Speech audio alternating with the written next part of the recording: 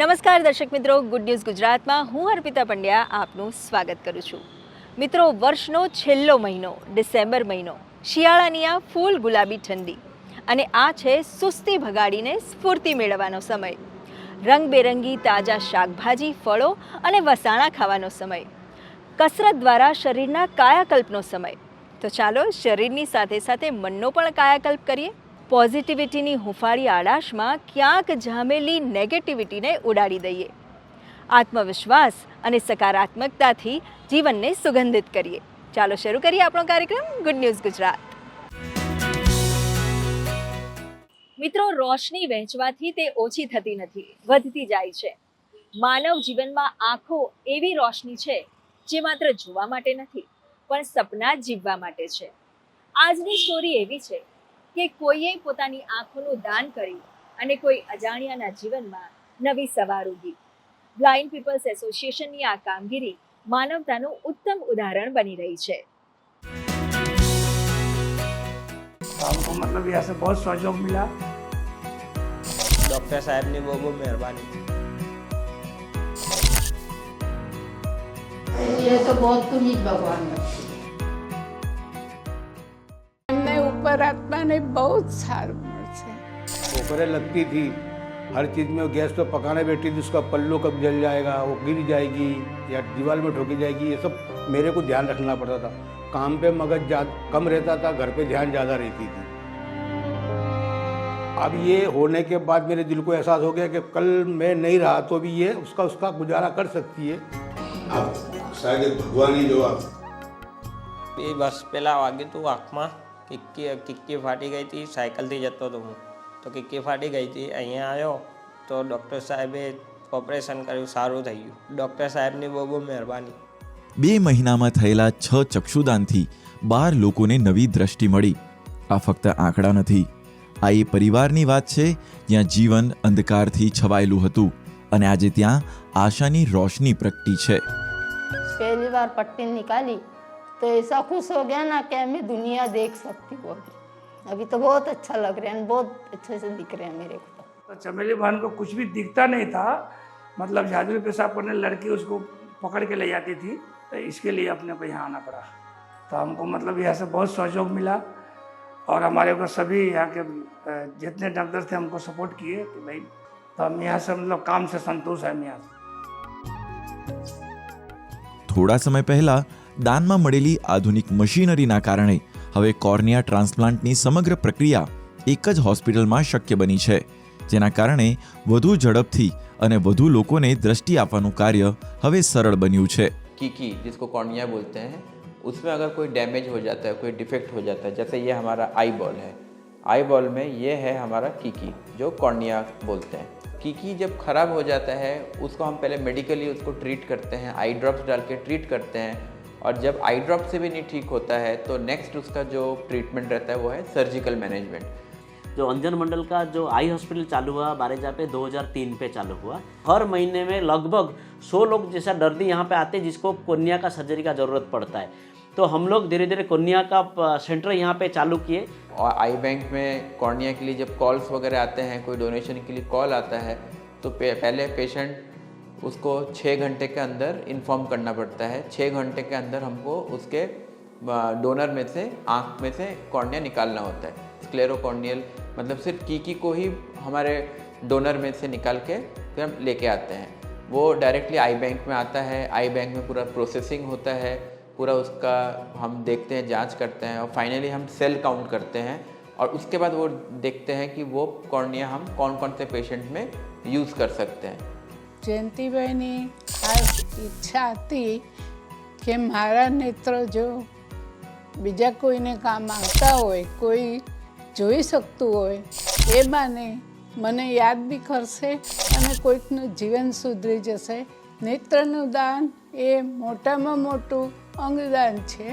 એટલા માટે બધાએ મારા ઘરના પણ, મારો દીકરો, વહુ, દીકરી, જમાઈ બધાએ પ્રોત્સાહન આપ્યું. જો એમનું નેત્રદાન થશે તો એમને ઉપર આત્માને બહુ જ સારું મળશે. तो इसमें हम लोग सब मिलकर अगर हाथ मिलाएंगे और एक मुहिम को आगे लेके रखेंगे, कहीं पे भी आई कलेक्शन होगा जैसे अंजन मंडल आई कलेक्शन करता है, सरकार भी करते हैं, अलग अलग संस्थाएं करता है। आइए हम लोग सब एक बार मिलकर फिर से मुहिम को आगे लेके जाएंगे और एक आदमी का आई डोनेशन हम 2 लोगों को नया जीवन प्राप्त कर सकता है। જીવનના અંતે આંખો બંધ થાય છે, પણ જો દાન થાય તો કોઈ બીજાની દુનિયા હંમેશા માટે ખુલી જાય છે. અને આમ પણ કહેવાય છે ને કે પોતાના અંત પછી પણ કોઈના જીવનમાં ઉજાસ પાથરવી એ જ મનુષ્ય જીવનની સાચી ઉપલબ્ધિ છે. ગુડ ન્યૂઝ ગુજરાત માટે અમદાવાદથી કુણાલ ચૌહાણ સાથે ખ્યાતિ બાજપાઈ જૈનનો રિપોર્ટ. મિત્રો, જ્યાં મોટા ભાગના લોકો સમસ્યા જુએ છે, ત્યાં બરોડાની MS યુનિવર્સિટીના આ વિદ્યાર્થીઓ ઉકેલ શોધી રહ્યા છે. કચરામાં છુપાયેલી એવી શક્યતાઓ પર તેઓ શાંતિથી એવું કામ કરે છે જે આવતીકાલનું ભવિષ્ય બદલી શકે. આવો જાણીએ તેમના આ નવીન રિસર્ચ વિશે.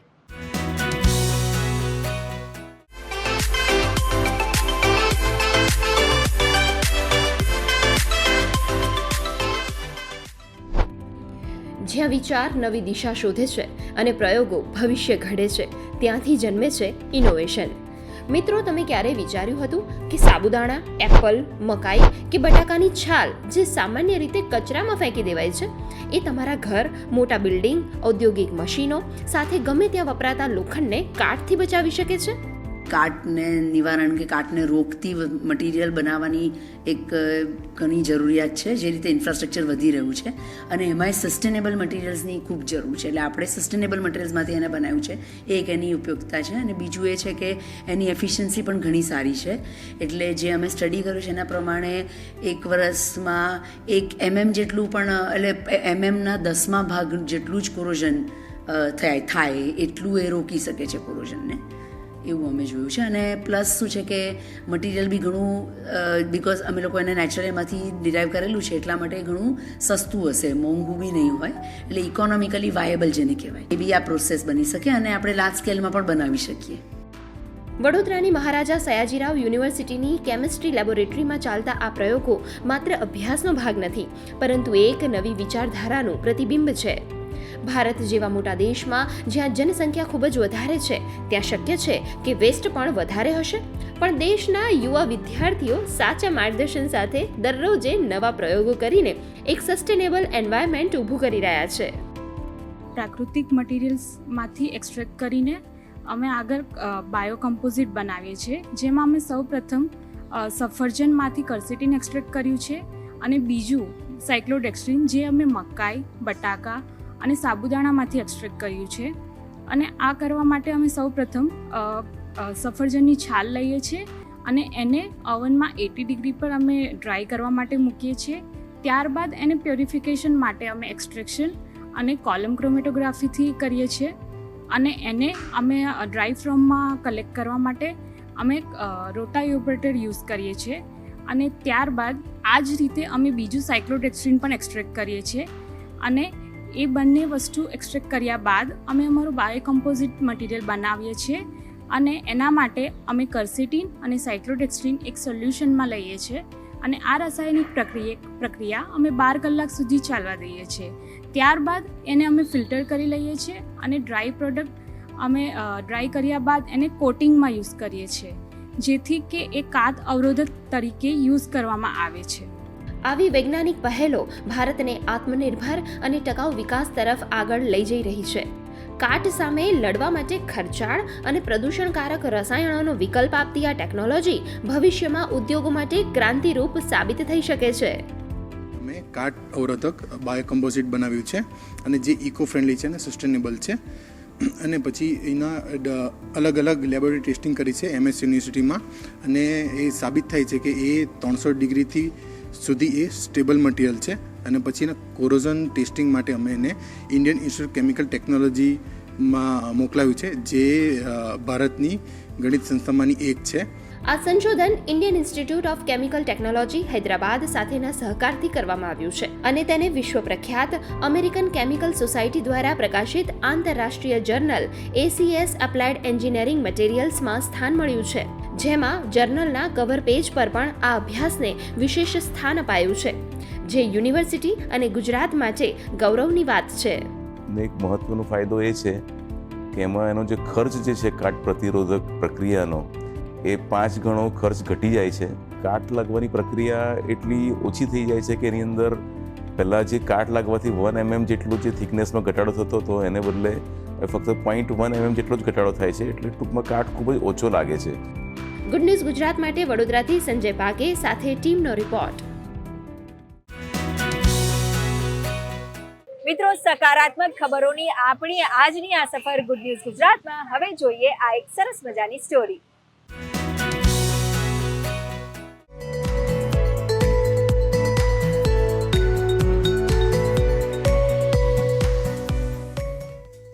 એક સમય હતો જ્યારે મહિલાઓનું કામ ઘરની 4 દિવાલો સુધી સીમિત મનાતું, પણ આજે મહિલા વ્યવસાય સંભાળી રહી છે, આવક ઊભી કરી રહી છે અને પરિવારની સાથે સમાજને પણ બનાવી રહી છે મજબૂત. અને આ પરિવર્તન એટલે મિશન મંગલમ.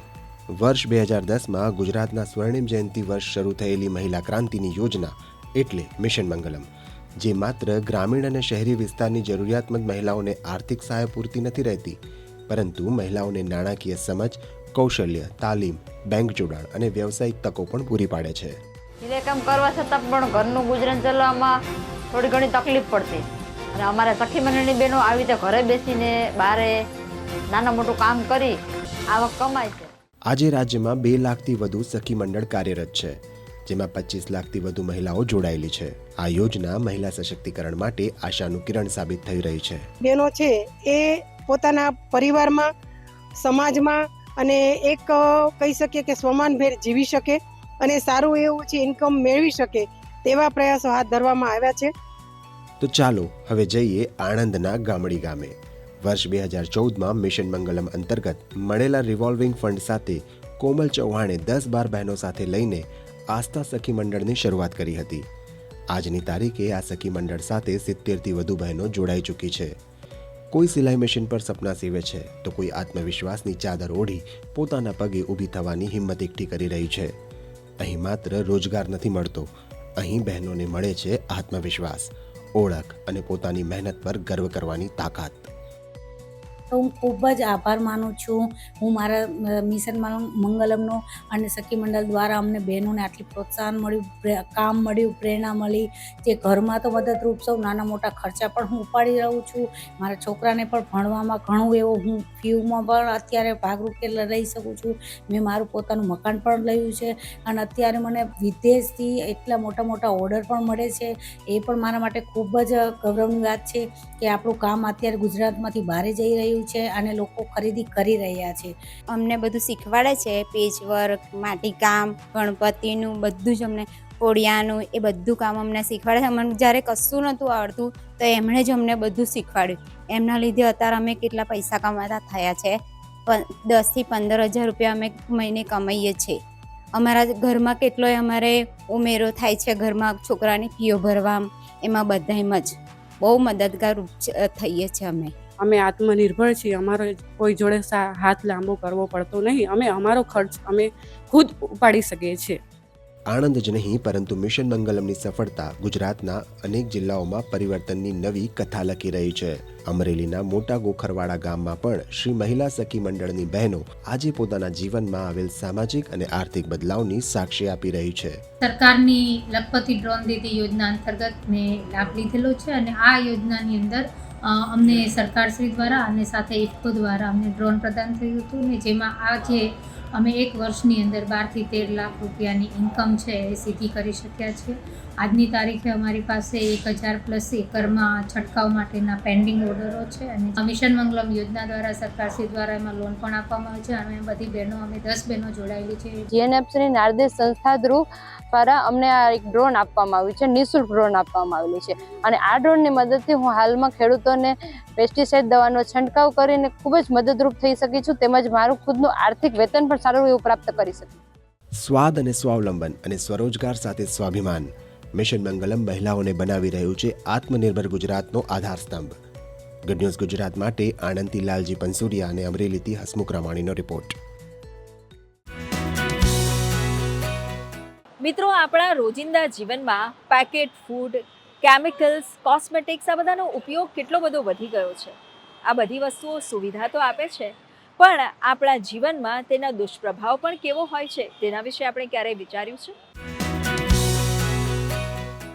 PCOS એટલે કે પોલિસિસ્ટિક ઓવરી સિન્ડ્રોમ આ એક હોર્મોનલ ઇમ્બેલેન્સ છે જે પ્રજનન હોર્મોન્સને અસર કરે છે.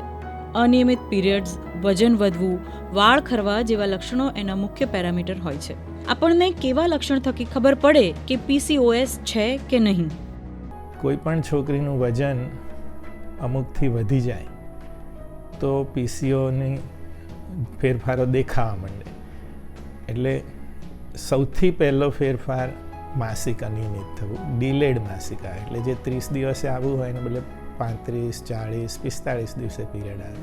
જો એનો કંટ્રોલ ન થાય, વજન હજી વધે, વાળ ચહેરા ઉપર, દાઢી ઉપર, મૂછ, છાતી, પેટ, ઇનર પાર્ટ ઓફ થાઇઝ, એને હિર્સુટિઝમ કહે છે, ખીલ બહુ થવા, હેરફોલ, અવાજ હસ્કી થઈ જાય, એટલે પુરુષ જેવો અવાજ આવવાનો. મિત્રો, ફાસ્ટ ફેશન અને બ્યુટિફિકેશનના સમયમાં આપણે શું ઉપયોગ કરી રહ્યા છે એની ખબર આપણને નથી હોતી. આ શોધ બતાવે છે કે રોજ વપરાતા કેમિકલ, ડાયવાળા કપડાં અને લો ક્વોલિટી પ્રોડક્ટમાં રહેલા થેલેટ જેવા કેમિકલ્સ ત્વચા દ્વારા અંદર શોષાઈ જાય છે અને હોર્મોન્સને સીધી અસર કરે છે.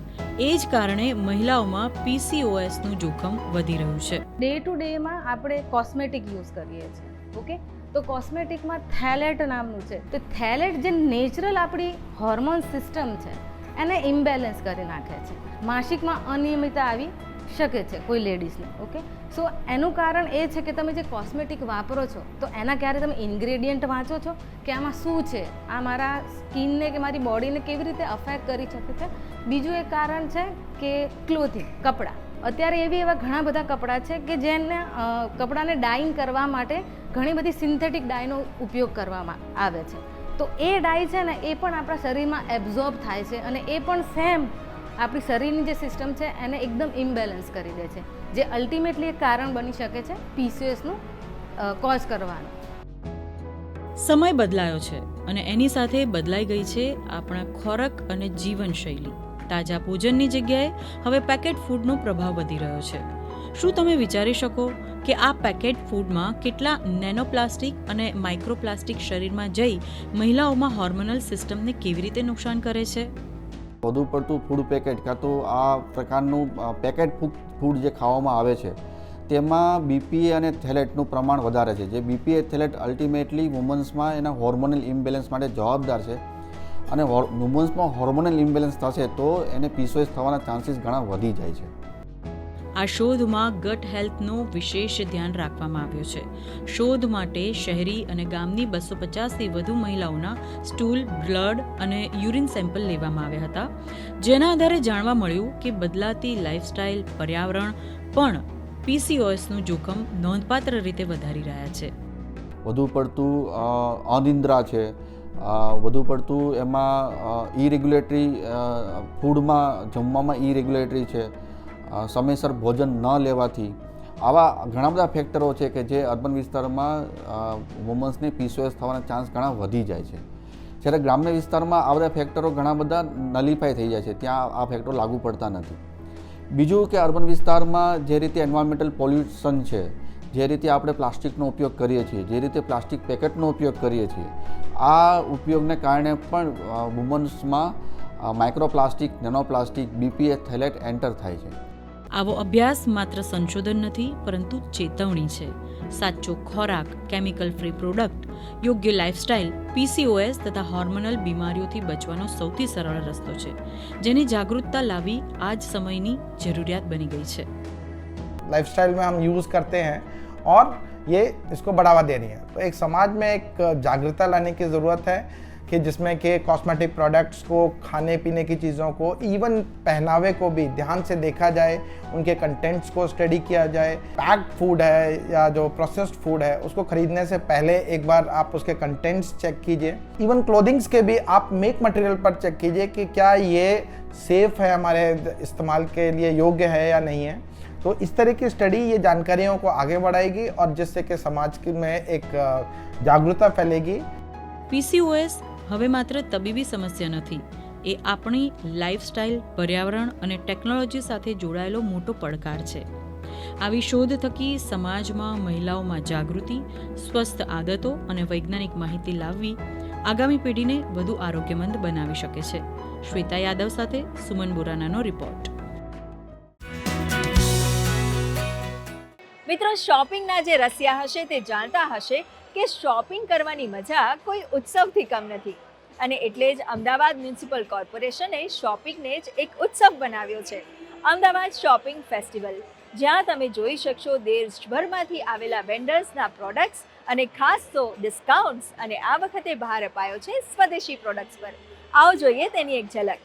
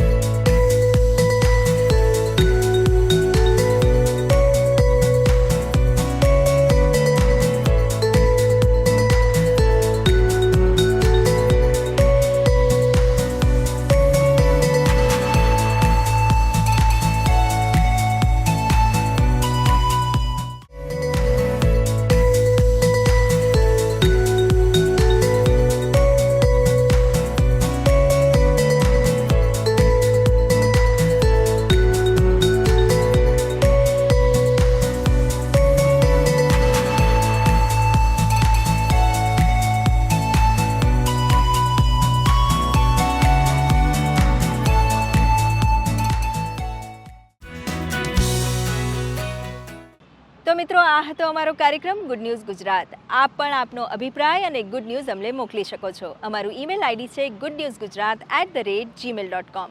દર્શક મિત્રો, આપ અમારો આ એપિસોડ અમારી YouTube channel DD news Gujarati પર પણ નિહાળી શકો છો.